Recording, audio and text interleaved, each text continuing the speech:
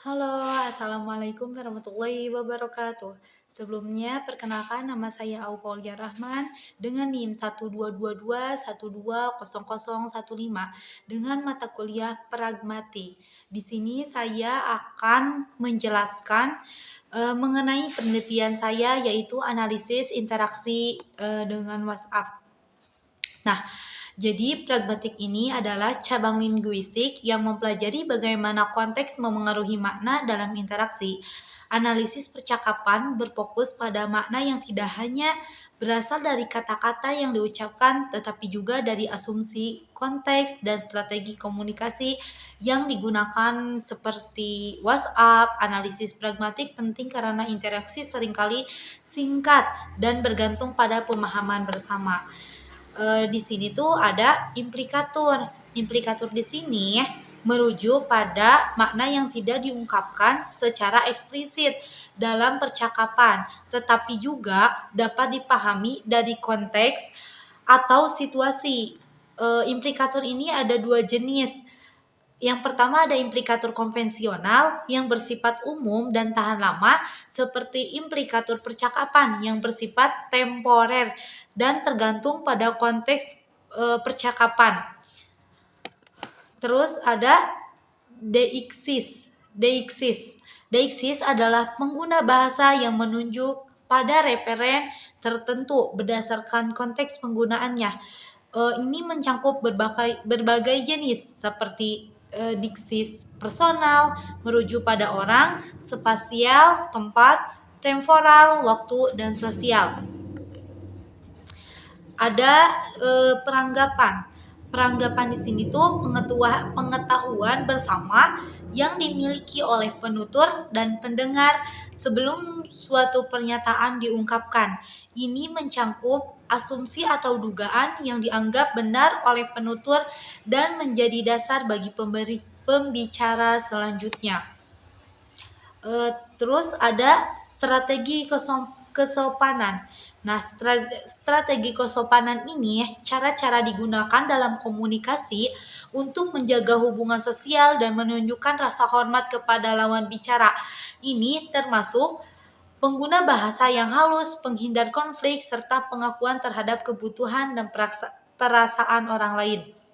Nah, di sini ada contoh dari implikatur. Misal, Aupa nonton bioskop yuk. Terus jawaban B-nya itu kapan? Nah, berarti di analisisnya itu kata ucapan dari Aupa nonton bioskop yuk ini mengimplikasikan bahwa A ini mengajak Aupa untuk menonton bioskop meskipun tidak secara eksplisit menjelaskan detailnya. Terus yang keduanya itu ada diksi. Nah, contoh dari diksi ini, diksi. Terus besok kita fokusin konsepnya, Aupa. Nanti kita bikin grup biar gampang komunikasinya. Siap, Bu?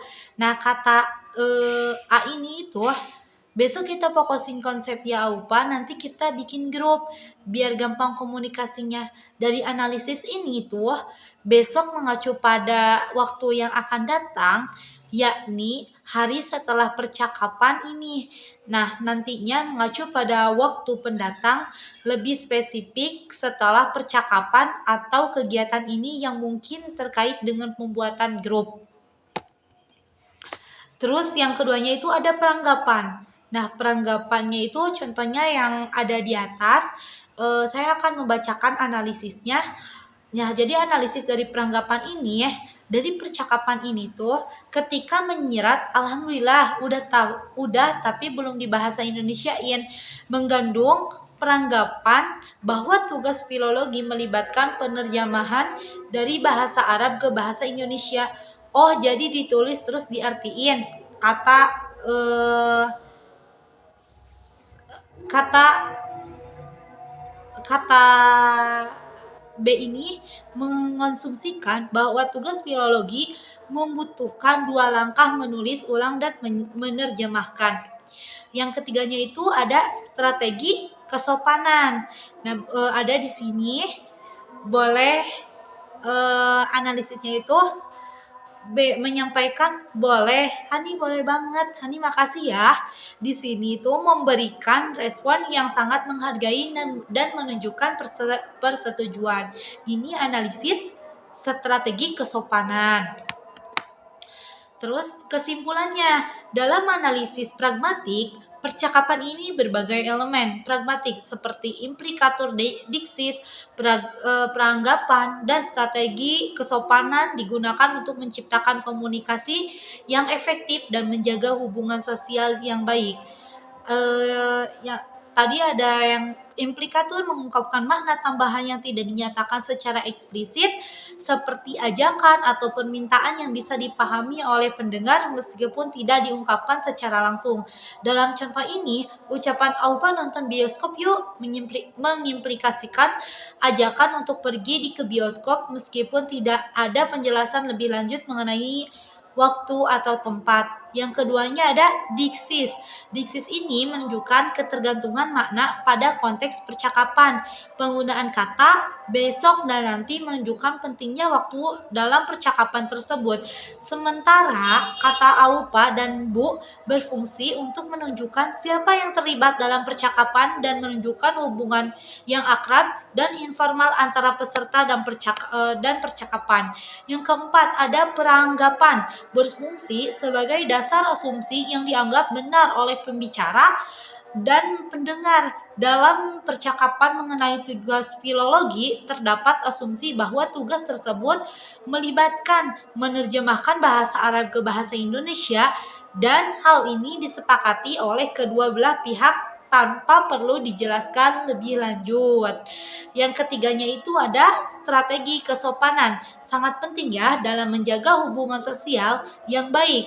Jadi penggunaan kata boleh dan ungkapan terima kasih, makasih ya, menunjukkan bentuk kesopanan positif yang memperkuat hubungan antara kedua pihak, menciptakan suasana yang paling menghargai dan mendukung. Baik teman-teman, video dari saya. Wassalamualaikum warahmatullahi wabarakatuh.